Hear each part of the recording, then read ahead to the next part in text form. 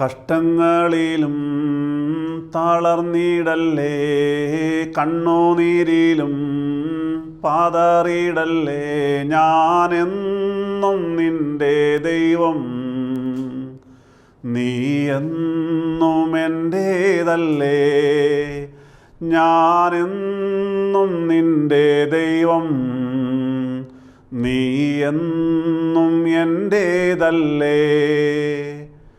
പിതാവിനും പുത്രനും പരിശുദ്ധ റൂഹായ്ക്കും സ്തുതി. ആദ്യം മുതൽ നമ്മുടെ മേൽ തൻ്റെ കരുണയും മനോഗുണവും എന്നേക്കും ഉണ്ടായിരിക്കട്ടെ. ആമീൻ. ദൈവതിരുനാമത്തിന് മഹത്വമുണ്ടാകട്ടെ.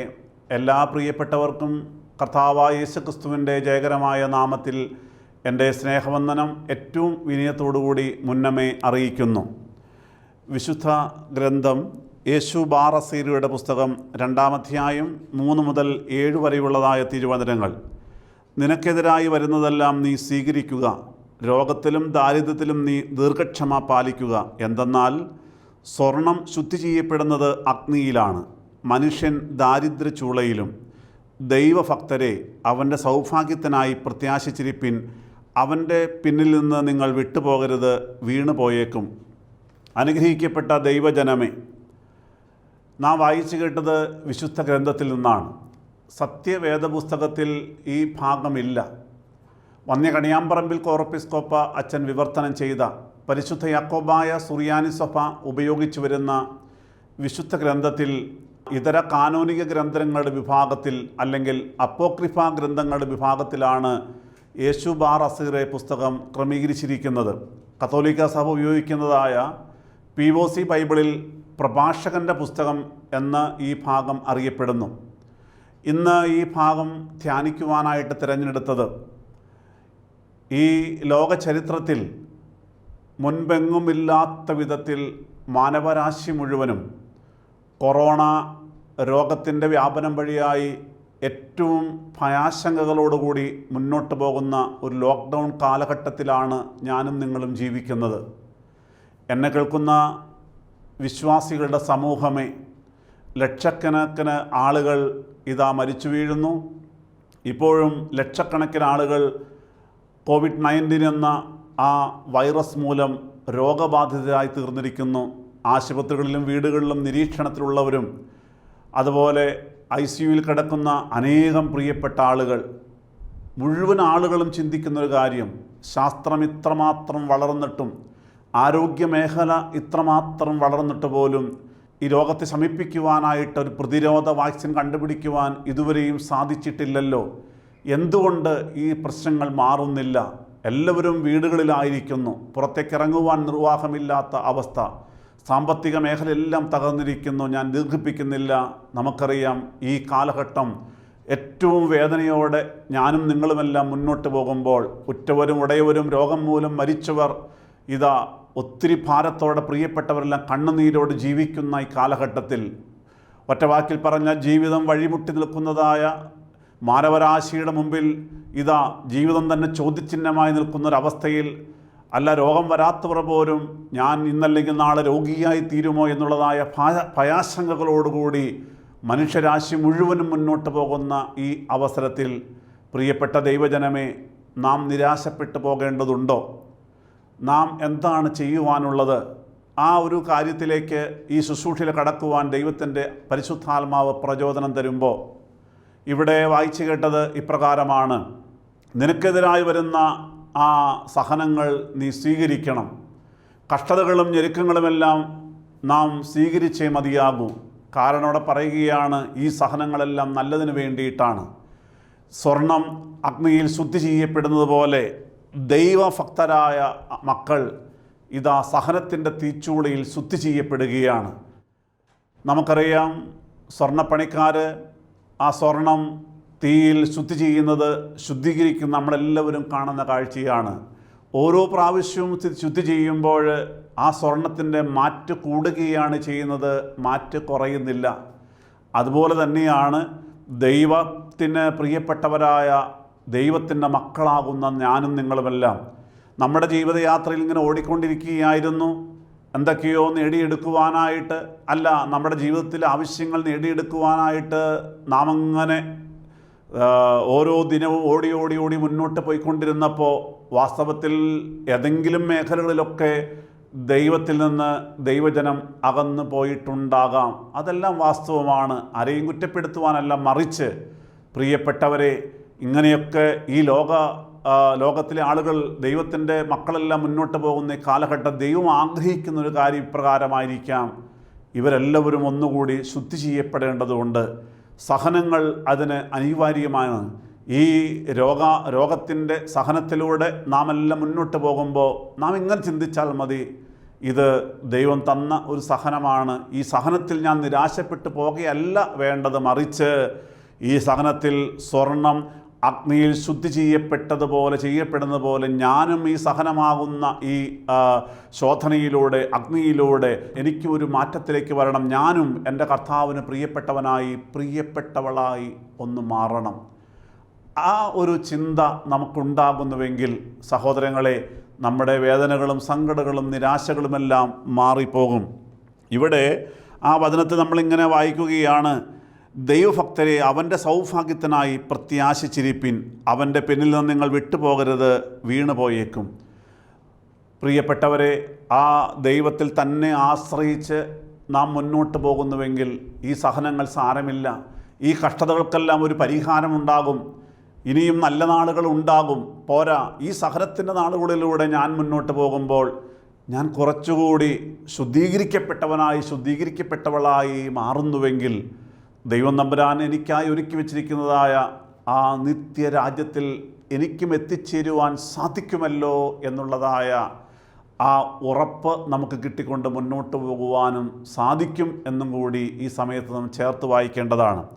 ഈ അധ്യായത്തെ തന്നെ തുടർന്ന് നാം വായിക്കുമ്പോൾ അതിൻ്റെ 2-ാം അധ്യായം 10 മുതൽ വായിക്കുന്നത്: പണ്ട് മുതലേ ഉണ്ടായിരുന്നതിനെ തിരിച്ചറിവിൻ, ലോകത്തിലെ തലമുറകൾക്ക് മുമ്പും ഉള്ളവയെ സൂക്ഷിച്ചു കാണുവിൻ. ആരെങ്കിലും ദൈവത്തിൽ വിശ്വസിച്ചിട്ട് അവനെ താൻ ഉപേക്ഷിച്ചിട്ടുണ്ടോ? ആരെങ്കിലും ദൈവത്തിൽ പ്രത്യാശ വെച്ചിട്ട് അവനെ തള്ളിക്കളയുകയോ ആരെങ്കിലും തന്നെ വിളിച്ചിട്ട് ഉത്തരം കൊടുക്കാതിരിക്കുകയോ ചെയ്തിട്ടുണ്ടോ? എന്തെന്നാൽ താൻ ദയാലുവും സ്നേഹം നിറഞ്ഞവനുമാകുന്നു. വിഷമകാലത്തെല്ലാം താൻ നമ്മെ കേൾക്കുകയും സംരക്ഷിക്കുകയും ചെയ്തു. തകർന്ന ഹൃദയവും തകർന്ന കൈകളുമുള്ളവനും പല വഴികളിൽ പ്രയാസപ്പെടുന്നവനുമായി ദൈവതിരഹിതം ചെയ്യുന്നവരുടെ നിലവിളി അവൻ കേൾക്കും. ദൈവതിരുനാമത്തിന് മഹത്വമുണ്ടാകട്ടെ. അനുഗ്രഹിക്കപ്പെട്ടവരെ, ഇവിടെ വചനം നമ്മോട് പങ്കുവയ്ക്കുകയാണ്. കഴിഞ്ഞ കാലങ്ങളെക്കുറിച്ച്, കഴിഞ്ഞ തലമുറയെക്കുറിച്ച് നിങ്ങളൊന്ന് ഓർത്തു നോക്കിക്കേ. കഴിഞ്ഞ തലമുറകളിൽ ആരെങ്കിലും ദൈവത്തെ വിളിച്ചിട്ട് ആരെങ്കിലും നിരാശപ്പെട്ടു പോയിട്ടുണ്ടോ? ഇല്ല, നമുക്കറിയാം. അവിടെ വചനം പറയുന്നു, നമ്മുടെ കർത്താവ് ദയാലുവാണ്, അവൻ കരുണാനിധിയാണ്, സ്നേഹമുള്ളവനാണ്, മനസ്സലിവുള്ളവനാണ്, അനുകമ്പയുള്ളവനാണ്. നമ്മുടെ പൂർവ്വപിതാക്കന്മാരായിരുന്ന അബ്രാഹാം, ഇസഹാക്കും യാക്കോബും, മോശയും യോസേഫും നോഹയും, പ്രിയപ്പെട്ടവരെ, ഇതാ അവരൊക്കെ ദൈവത്തെ വിളിച്ചപേക്ഷിച്ചിട്ടുണ്ട്. ദൈവത്തിൻ്റെ വചനം നമ്മൾ വായിക്കുമ്പോൾ നമുക്കെല്ലാവർക്കും മനസ്സിലായ കാര്യമാണ്. അവരെല്ലാം വിഷമത്തിൻ്റെ പ്രതിസന്ധിയുടെ നാളുകളിൽ സത്യദൈവത്തെ വിളിച്ചപേക്ഷിച്ചപ്പോൾ ആ ദൈവം അവരുടെ പ്രാർത്ഥനയ്ക്ക് മറുപടി കൊടുത്തിട്ടുണ്ട്. ഈ പുതിയ നിയമകാലത്തും നമ്മുടെ സഭയിലെ പൂർവികരായിരുന്ന വിശുദ്ധ പിതാക്കന്മാർ കണ്ണുനീരോടെ പ്രാർത്ഥിച്ചപ്പോൾ എത്രയോ വട്ടം അവിടെ നിലവിളിക്ക് ദൈവം തമ്പുരാൻ മറുപടി കൊടുത്തിട്ടുണ്ട്. അത്ഭുതങ്ങളും അടയാളങ്ങളും സംഭവിച്ചത് നമുക്കെല്ലാവർക്കും അറിയാവുന്ന കാര്യമല്ലേ സഹോദരങ്ങളെ? അങ്ങനെയെങ്കിൽ ഈ 21-ാം നൂറ്റാണ്ടിൽ ജീവിക്കുന്ന എൻ്റെയും നിങ്ങളുടെയും പ്രാർത്ഥന കേൾക്കുമ്പോൾ നമ്മുടെ ദൈവം ചെവിപൊത്തിക്കളയുമോ? ഒരിക്കലുമില്ല. നമ്മുടെ കണ്ണുനീരിനെ കാണാതെ നമ്മുടെ ദൈവം കണ്ണ് അടച്ചു കളയുമോ? ഇല്ല സഹോദരങ്ങളെ, നാം വിശ്വസിച്ചാൽ മതി, നമ്മുടെയും പ്രാർത്ഥന ദൈവം തമ്പുരാൻ കേൾക്കുമെന്ന്.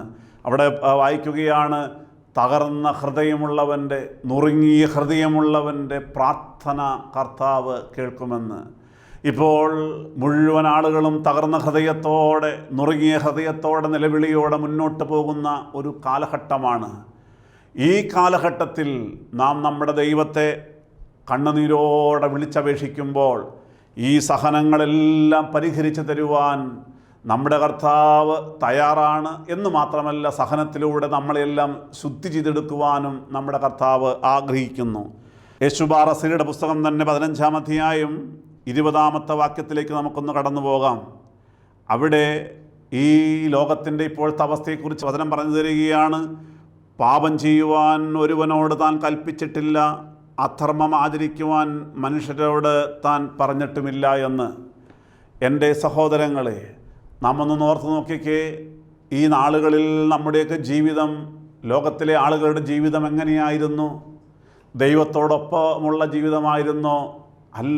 അല്ല, മറിച്ച് പിശാചിനോടുള്ളൊപ്പ ജീവിതമായിരുന്നു, പാപത്തിൻ്റെ ജീവിതമായിരുന്നു. അപ്പോൾ നമ്മൾ പറയുന്നൊരു കാര്യമുണ്ട്, അയ്യോ തെറ്റുപറ്റിപ്പോയി, പക്ഷേ അത് സാഹചര്യത്തിന് സമ്മർദ്ദം മൂലമാണ്, അത് ഞാൻ ഇന്ന സാഹചര്യത്തിൽ ചെന്ന് കഴിഞ്ഞപ്പോൾ അവിടെ പാപം കടന്നു വന്നു, അല്ലെങ്കിൽ ഇന്നയാൾ നിർബന്ധിച്ചു. ഇതെല്ലാം നമ്മൾ പറയാറുണ്ട്, സാഹചര്യങ്ങളെ പഴി പറയാറുണ്ട്. പണ്ട് ഹവ്വ പറഞ്ഞതുപോലെ, ആദാം പറഞ്ഞതുപോലെ. എന്നാൽ വാസ്തവത്തിൽ ദൈവത്തിൻ്റെ വചനം പറയുകയാണ്, പാപം ചെയ്യുവാൻ അവിടുന്ന് ആരോടും കൽപ്പിച്ചിട്ടില്ല, ആർക്കും അനുവാദം കൊടുത്തിട്ടുമില്ല എന്ന്. പ്രിയ വിശ്വാസികളെ, നാം മറ്റുള്ളവരെ പഴിചാരി ആ പാപത്തിൻ്റെ ഭാരം മറ്റുള്ളവരുടെ തലയിൽ കെട്ടിവെക്കുമ്പോൾ, അല്ലെങ്കിൽ സാഹചര്യങ്ങളുടെ സമ്മർദ്ദം മൂലം തെറ്റ് ചെയ്തു പോയി എന്ന് പറയുമ്പോൾ, നാം ന്യായീകരിച്ച് മുന്നോട്ട് പോകുമ്പോൾ ദൈവം അതൊന്നും ഇഷ്ടപ്പെടുന്നില്ല. ദൈവം പറയുകയാണ്, ഞാൻ എൻ്റെ പ്രിയപ്പെട്ട മക്കളോട്, അല്ലെങ്കിൽ ഞാൻ ആരോടും പാപം ചെയ്യുവാൻ ആരോടും പറഞ്ഞിട്ടില്ല, ആർക്കും അനുവാദം കൊടുത്തിട്ടുമില്ല. അങ്ങനെയെങ്കിൽ എൻ്റെ ആഗ്രഹം ഇതാണ്, നമ്മളൊന്ന് പറയണം, കർത്താവേ തെറ്റുപറ്റിപ്പോയി എന്നുള്ളത്. അപ്പോസ്തലനായ പൗലോസ്ലീഹ 1 തീമോത്തിയോസ് 1-ാം അധ്യായം 15-ാമത്തെ തിരുവചനം, പൗലോസ്ലീഹ ഒരു കാര്യം പറഞ്ഞു തന്നിട്ടുണ്ട്. 1 തീമോത്തിയോസ് 1:15, ക്രിസ്തുയേശു പാപികളെ രക്ഷിപ്പാൻ ലോകത്തിൽ വന്നു എന്നുള്ളത് വിശ്വാസ്യവും എല്ലാവരും അംഗീകരിക്കാൻ യോഗ്യവുമായ വചനം തന്നെ. ആ പാപികളിൽ ഞാൻ ഒന്നാമൻ. ദൈവത്തിന് സ്തോത്രം. അപ്പോസ്തലനായ പൗലോസ് പറയുകയാണ്, യേശുക്രിസ്തു ലോകത്തിലേക്ക് വന്നത് പാപികളെ രക്ഷിപ്പാനായിട്ടാണ് ലോകത്തിലേക്ക് വന്നത്. ആ കാര്യം വിശ്വാസയോഗ്യമാണ്, ആ വചനം സത്യമാണ്. അങ്ങനെയെങ്കിൽ ആ പറഞ്ഞ പാപികളിൽ ഒന്നാമൻ ഞാനാണ് എന്ന് പൗലോസ്ലീഹ സമ്മതിക്കുന്നു. ഈ നാളുകളിൽ ഞാൻ ഏറ്റവും വിഷമത്തോടെ ഓർക്കുന്നൊരു കാര്യമുണ്ട്, പലപ്പോഴും എന്നെ സങ്കടപ്പെടുത്തുന്നൊരു കാര്യമുണ്ട്. സാധാരണക്കാരായ ചില ആളുകളൊക്കെ ചില പ്രാർത്ഥനാ വിഷയങ്ങൾ അല്ലെങ്കിൽ ചില പ്രശ്നങ്ങളൊക്കെ പങ്കുവയ്ക്കുമ്പോൾ, ഒരു വൈദികൻ എന്ന നിലയിൽ, ഒരു എളിയ സുവിശേഷകൻ എന്ന നിലയിൽ അവരോട് ചില കാര്യങ്ങൾ തിരുത്തുവാൻ ആവശ്യപ്പെടുമ്പോൾ, സഹോദര തങ്ങളുടെ ഭാഗത്ത് നിന്ന് തെറ്റുണ്ട് കേട്ടോ, തിരുത്തണമെന്ന് പറയുമ്പോൾ സാധാരണക്കാരായ അവരൊക്കെ, അയ്യോ അച്ഛാ ക്ഷമിക്കണം, തെറ്റുപറ്റിപ്പോയി, ഞാൻ തിരുത്തിക്കൊള്ളാം, പലരും ഇങ്ങനെ പറഞ്ഞിട്ടുണ്ട്. പക്ഷേ സങ്കടപ്പെടുന്നതല്ല, ഇത് സന്തോഷമുള്ള കാര്യമാണ്. സുവിശേഷ രംഗത്ത് പ്രവർത്തിക്കുന്നവർ, സുവിശേഷം പ്രസംഗിക്കുന്നവർ, സുവിശേഷ വചനത്തെ സ്നേഹിക്കുന്നവർ, സുവിശേഷ യോഗങ്ങളുമായി ബന്ധപ്പെട്ട് നിൽക്കുന്ന ഒത്തിരി ആളുകളുടെ ഇടയിൽ ഞാൻ കണ്ടൊരു കാര്യം, പലപ്പോഴും അവനവൻ്റെ തെറ്റുകൾ സമ്മതിക്കുവാൻ ആരും തയ്യാറാകുന്നില്ല എന്നുള്ളതാണ്. മറിച്ച് ഒരു അഹങ്കാരത്തിന് എന്തിനേയും പ്രൊട്ടസ്റ്റ് ചെയ്യുവാനുള്ള, അല്ലെങ്കിൽ എതിർക്കുവാനുള്ളതായ, വിമർശിക്കുവാനുള്ളതായ ഒരു ശൈലിയാണ് പലരുടെയും ജീവിതത്തിൽ കണ്ടുവരുന്നത്.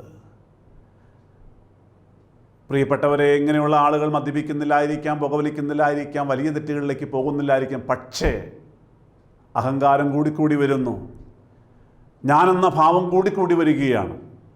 അതുകൊണ്ട് എൻ്റെ കൊച്ചു ചിന്ത, എൻ്റെ ഒരു ആഗ്രഹം എന്ന് പറയുന്നത്, ഈ ലോക്ക്ഡൗൺ കാലഘട്ടത്തിലെങ്കിലും നാം ഒന്ന് ചിന്തിക്കണം. യോഹന്നാന്റെ സുവിശേഷം 1-ാം അധ്യായം 22-ാമത്തെ തിരുവചനം,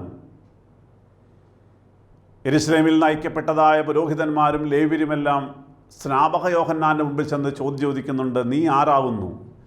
നീ നിന്നെക്കുറിച്ച് തന്നെ എന്തു പറയുന്നു? Who are you and what you say about U? ഇവൻ ആരാണെന്ന് അറിയാൻ വേണ്ടി, ക്രിസ്തുവാണോ, എലിയ പ്രവാചകനാണോ, നീ ആരാണ്, ഒന്ന് പറയണം. അതിന് മറുപടി യോഹന്നാൻ സ്നാപകൻ പറയുന്നുണ്ട്, ഞാൻ ക്രിസ്തുവല്ല, എലിയ പ്രവാചകനുമല്ല, ഞാൻ യേശുക്രിസ്തുവിന് വഴി കാണിച്ചു കൊടുക്കാൻ വന്നവനാണ്, ഞാൻ അവൻ്റെ മുന്നോടിയാണ്, എൻ്റെ പിന്നാലെ വരുന്നവൻ്റെ ചെരുപ്പിൻ്റെ വാറുകൾ അഴിപ്പാൻ പോലും ഞാൻ യോഗ്യനല്ല എന്ന് യോഹന്നാൻ സ്നാപകൻ പറയുകയാണ്. യോഹന്നാൻ സ്നാപകനോട് അവർ ചോദിച്ചു, നീ ആരാകുന്നു, നീ നിന്നെക്കുറിച്ച് തന്നെ എന്തു പറയുന്നു? Who are you and what you say about you? Yohannan സ്നാപകൻ മറുപടി പറയും, ഞാൻ ആരാണ്? അവൻ പറഞ്ഞു കൊടുക്കുകയാണ്, ഞാൻ യേശുക്രിസ്തു എന്നല്ല കേട്ടോ. ഹു ആം ഐ, ഞാൻ ആരാണ് എന്ന് വ്യക്തമായ ബോധ്യത്തോടെ അത് പറഞ്ഞു കൊടുക്കുകയാണ്. പ്രിയപ്പെട്ടവരെ,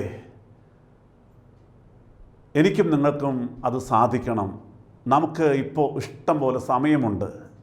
ദൈവസന്നദ്ധിയിൽ നമ്മളൊന്ന് മുഴങ്കാൽ മടക്കി ഇരുന്നിട്ട് ചിന്തിക്കണം, ഞാൻ ആരാ?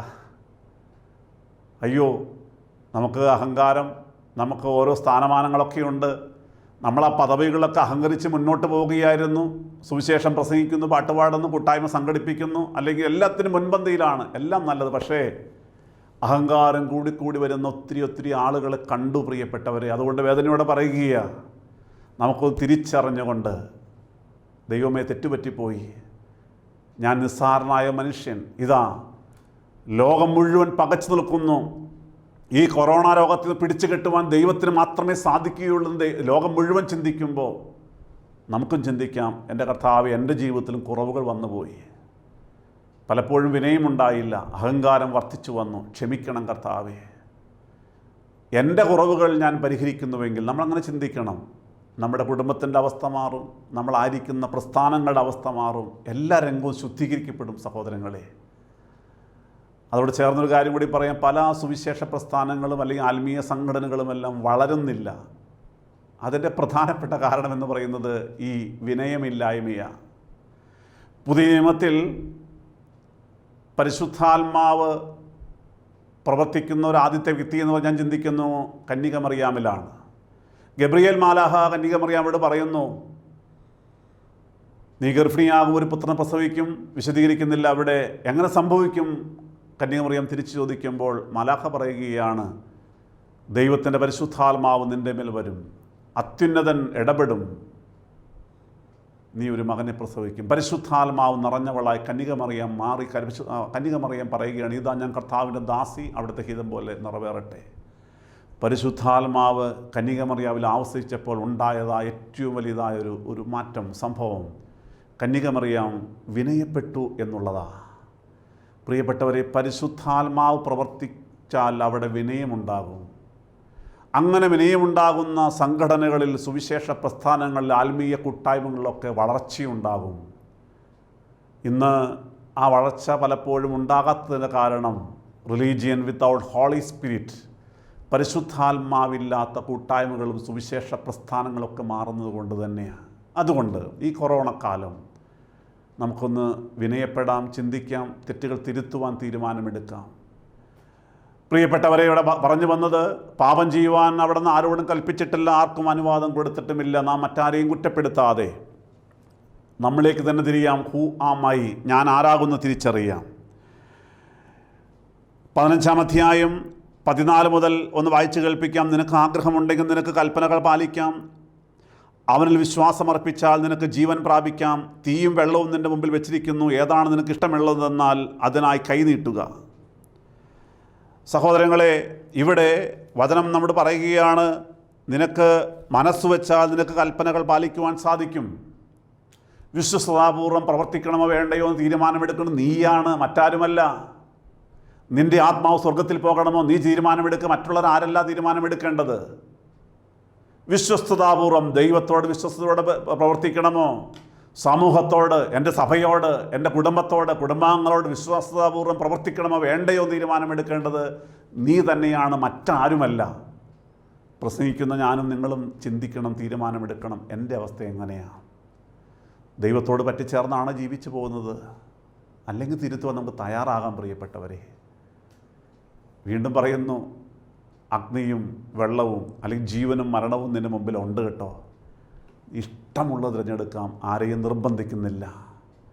സഹോദര സഹോദരി, ഈ കൊറോണ കാലം നമുക്ക് ചിന്തിക്കാം, മരണത്തിൻ്റെ വഴിയിലൂടെയായിരുന്നു, പാപത്തിൻ്റെ വഴിയിലൂടെയായിരുന്നു ഞാൻ സഞ്ചരിച്ചു കൊണ്ടിരുന്നത് ഈ കാലഘട്ടങ്ങളിൽ. പക്ഷെ പലപ്പോഴും ഞാൻ ന്യായീകരിച്ച് മുന്നോട്ട് പോവുകയായിരുന്നു, മറ്റുള്ളവരെ കുറ്റപ്പെടുത്തി മുന്നോട്ട് പോവുകയായിരുന്നു. എന്നാൽ അങ്ങനെയല്ല. പാപികൾ ഞാൻ ഒന്നാമനാണ്, എനിക്കൊത്തിരി കുറവുണ്ട് കർത്താവേ. എൻ്റെ കുടുംബത്തിലും സമൂഹത്തിലും, ഞാൻ ജോലി ചെയ്യുന്ന മേഖലയിലൊക്കെ, ഞാൻ ശുശ്രൂഷ ചെയ്യുന്ന സ്ഥലങ്ങളിലൊക്കെ ഇനിയും വിനയപ്പെടാനുണ്ട്, ഞാൻ തിരുത്താനുണ്ട്. എനിക്ക് മനസ്സിലാകുന്ന കർത്താവ്, ഞാൻ വിനയപ്പെടുകയാണ്, ഞാൻ തിരുത്താൻ ആഗ്രഹിക്കുകയാണ്. പ്രിയപ്പെട്ടവരെ, തിരുത്തുവാൻ ആഗ്രഹിച്ചാൽ കർത്താവ് ഇടപെടാൻ പോവുകയാണ്. ഈ സഹനത്തിന് നാളുകളിൽ നമ്മൾ സ്വർണം അഗ്നിയിൽ ശുദ്ധീകരിക്കപ്പെടുന്നത് പോലെ നമുക്കും ശുദ്ധീകരിക്കപ്പെട്ടുകൊണ്ട് കർത്താവിൻ്റെ മകനും മകളുമായി മാറാം. 103 സങ്കീർത്തനം 13 തിരുവചനം. അപ്പന് മക്കളോട് കരുണ തോന്നുന്നത് പോലെ യഹോവയ്ക്ക് തൻ്റെ ഭക്തന്മാരോട് കരുണ തോന്നുന്നു. പ്രിയപ്പെട്ടവരെ, മനോഹരമൊരു വാക്യമാണ്. അപ്പന് മക്കളോട് കരുണ തോന്നുന്നത് പോലെ യഹോവയ്ക്ക് തൻ്റെ ഭക്തന്മാരോട് കരുണ തോന്നുന്നു. നാം ദൈവത്തിൻ്റെ ഭക്തന്മാരായി മാറിയിട്ടുണ്ടോ? മാറണം. യോഹന്നാന്റെ സുവിശേഷം 1 അധ്യായം 12 വാക്യം, അവനെ കൈക്കൊണ്ട് അവൻ്റെ നാമത്തിൽ വിശ്വസിക്കുന്ന ഏവർക്കും ദൈവമക്കളാകുവാൻ അവൻ അധികാരം കൊടുത്തു. നമ്മളവൻ വിശ്വസിക്കുന്നുണ്ട്, ശരിയാണ്. പക്ഷേ അവൻ്റെ ഇഷ്ടപ്രകാരമാണോ ജീവിക്കുന്നത്? അല്ലായിരുന്നുവെങ്കിൽ നമുക്ക് തിരുത്താമെന്നേ. നമുക്ക് തിരുത്തി ഈ ഏറ്റവും ദുരിതം പേറുന്ന ഈ കാലഘട്ടത്തിലൂടെ നാം ജീവിച്ച് മുന്നോട്ട് പോകുമ്പോൾ നമുക്ക് തിരുത്തി തെറ്റുകൾ തിരുത്തിക്കൊണ്ട് വിനയപ്പെട്ടുകൊണ്ട് ദൈവത്തെ വിളിച്ചപേക്ഷിച്ചുകൊണ്ട് നമ്മെ തന്നെ ശുദ്ധീകരിച്ചുകൊണ്ട് വിനയത്തോടെ യേശുവേ എന്ന് വിളിക്കുമ്പോൾ ഈ ദൈവം നമ്മെ തള്ളിക്കളയും ദൈവമല്ല. അപ്പന് മക്കളോട് കരുണ തോന്നുന്നത് പോലെ നമ്മുടെ ദൈവത്തിന് തൻ്റെ ഭക്തന്മാരോട് കരുണ തോന്നുന്നു. സഹോദര സഹോദരി, യഥാർത്ഥ ഭക്തനും ഭക്തിയുമായി നമുക്ക് മാറാം. അങ്ങനെ മാറി നമുക്ക് വിളിച്ചപേക്ഷിക്കാം. ഈ ദൈവം നമ്മെ തള്ളിക്കളയുന്ന ദൈവമല്ല. കഷ്ടകാലമാണ്. 50 സങ്കീർത്തനം 15 വാക്യം, കഷ്ടകാലത്ത് എന്നെ വിളിച്ചപേക്ഷിക്കുക, ഞാൻ നിന്നെ വിടുവിക്കുകയും നീ എന്നെ മഹത്വപ്പെടുത്തുകയും ചെയ്യും. Call upon me in the day of your trouble, I will deliver thee and thou shall glorify my name. ഈ ദൈവത്തെ കഷ്ടകാലത്ത്, ദുരിതകാലത്ത്, സഹനങ്ങളുടെ കാലത്ത് വിളിച്ചപേക്ഷിക്കുമ്പോൾ, കണ്ണുനീരോടെ അവനോട് പ്രാർത്ഥിക്കുമ്പോൾ, നമ്മുടെ വീടുകളിൽ ഇപ്പോൾ എല്ലാവരുമുണ്ട്, കൃത്യമായ യാമപ്രാർത്ഥനകൾ വേണം. ബൈബിൾ വായിക്കണം. പ്രിയപ്പെട്ട, ഇഷ്ടം പോലെ സമയം മുന്നുണ്ടല്ലോ. യൂട്യൂബ് എല്ലാം നമുക്കുണ്ട്. ഇഷ്ടം പോലെ നല്ല നല്ല സന്ദേശങ്ങൾ ഇപ്പോൾ കിട്ടും. നല്ലത് തിരഞ്ഞെടുക്കുക, നല്ല സുവിശേഷ വചനങ്ങൾ കേൾക്കുക, ദൈവത്തെ ഒരുമിച്ച് പാട്ടുപാടി ആരാധിച്ച് മുന്നോട്ട് പോകാം. നമ്മുടെ കുടുംബങ്ങൾ സ്നേഹം പങ്കുവയ്ക്കാം. സ്നേഹത്തിൻ്റെ ആത്മാവ് വ്യാപരിക്കട്ടെ. മറ്റുള്ളവരോട് സ്നേഹത്തോടെ പെരുമാറുവാൻ നമുക്ക് തീരുമാനമെടുക്കാം. എൻ്റെ സഹോദരങ്ങളെ, അങ്ങനെയൊക്കെ നമ്മൾ മുന്നോട്ട് പോകുമ്പോൾ, ദൈവത്തിൻ്റെ ഭക്തന്മാരായി മുന്നോട്ട് പോകുമ്പോൾ, ആ ദൈവം സ്വന്തം കുഞ്ഞുങ്ങളോട് കരുണ കാണിക്കുന്ന അപ്പനെന്ന പോലെ നമ്മെ ആശ്വസിപ്പിച്ച് നമ്മുടെ രോഗങ്ങളെ സൗഖ്യമാക്കി നമ്മുടെ ഭയാശങ്കകൾ മാറ്റി നമ്മളെ കാത്തുപരിപാലിക്കും. പാട്ടുകാരൻ പാടുന്നുണ്ട്, നിന്നെ മൂടിക്കുവാനോ നിന്നെ തകർക്കുവാനോ അല്ലല്ല ഈ വേദന, നിന്നെ പണിതെടുത്ത് നല്ല പൊന്നാക്കുവാൻ അല്ലയോ ഈ ശോധന. നിന്നെ തകർക്കുവാനോ നിന്നെ മൂടിക്കുവാനോ അല്ലല്ല ഈ വേദന, നിന്നെ പണിതെടുത്ത് നല്ല പൊന്നാക്കുവാൻ അല്ലയോ ഈ ശോധന. കഷ്ടങ്ങളിലും തളർന്നിടല്ലേ, കണ്ണുനീരിലും പാതറിയിടല്ലേ, ഞാനെന്നും നിൻ്റെ ദൈവം, നീ എന്നും എൻ്റേതല്ലേ, ഞാനെന്നും നിൻ്റെ ദൈവം, നീ എന്നും എൻ്റേതല്ലേ. ഒരു നിമിഷം നാം കണ്ണുകളടച്ച് പ്രാർത്ഥിക്കാം. ഹാലലുയ്യ ഹാലലുയ്യ ഹാലലുയ്യ ഹാലലുയ്യ. കരുണയുള്ള ദൈവമേ, സ്വർഗസ്ഥ പിതാവേ, മാനവരാശി മുഴുവൻ കൊറോണ രോഗം മൂലം വലയുമ്പോൾ, രോഗഭീതിയാൽ ഭയാശങ്കകളോടെ മുന്നോട്ട് പോകുമ്പോൾ, അനേകം ലക്ഷക്കണക്കിന് ആളുകൾ മരിച്ചു വീഴുമ്പോൾ, ഉടയ തമ്പുരാനെ കരുണ തോന്നണമേ, കരുണ തോന്നണമേ. ഞങ്ങൾക്ക് മനസ്സിലാകുന്നു ഈ സഹനങ്ങൾ ഞങ്ങളുടെ നന്മയ്ക്ക് വേണ്ടിയിട്ടാണ്.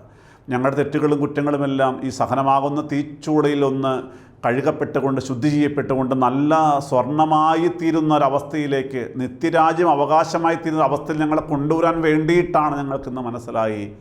കർത്താവേ, ഞങ്ങളുടെ എല്ലാവരുടെയും തെറ്റുകളും കുറ്റങ്ങളും പൊറുക്കണമേ. കർത്താവേ, കരുണ കാണിക്കണമേ. ഈ സഹനങ്ങൾ തീർന്നു പോകണം കർത്താവേ. യേശു തമ്പുരാനെ, COVID-19 എന്ന ആ രോഗാണുവിനെ യേശുവേ, പിതാവാം ദൈവമേ, ഞങ്ങളുടെ പുത്രനായ യേശുവിൻ്റെ രക്തത്താൽ ആ രോഗാണുവിനെ അങ്ങ് നശിപ്പിച്ച് കളയണമേ. കൊറോണ രോഗത്തെ പിടിച്ചു കെട്ടണം കർത്താവേ. രോഗികളെ സൗഖ്യമാക്കണമേ. രോഗികളെ ശുശ്രൂഷിക്കുന്ന ഡോക്ടർമാർ, നേഴ്സുമാരെ പ്രത്യേകമായി സമർപ്പിക്കുന്നു. കൃപയാൽ അവരെ ബലപ്പെടുത്തണമേ. കേന്ദ്ര സംസ്ഥാന ഗവൺമെൻറ്റുകൾക്ക് വേണ്ടി പ്രാർത്ഥിക്കുന്നു, ശക്തിപ്പെടുത്തണമേ. എല്ലാ രാജ്യങ്ങൾക്ക് വേണ്ടിയും പ്രാർത്ഥിക്കുന്നു, ലോകജനതയ്ക്ക് വേണ്ടി പ്രാർത്ഥിക്കുന്നു, അനുഗ്രഹിക്കുമാറാകണമേ. ആയത് ശുദ്ധിമതിയായ ദൈവമാതാവിൻ്റെയും സർവ്വവിശുദ്ധന്മാരുടെയും മധ്യസ്ഥ യാചിക്കുന്നു, പിതാവിൻ്റെയും പുത്രൻ്റെയും പരിശുദ്ധ റൂഹായുടെയും നാമത്തിൽ തന്നെ. ആമീൻ. ഹല്ലേലൂയ.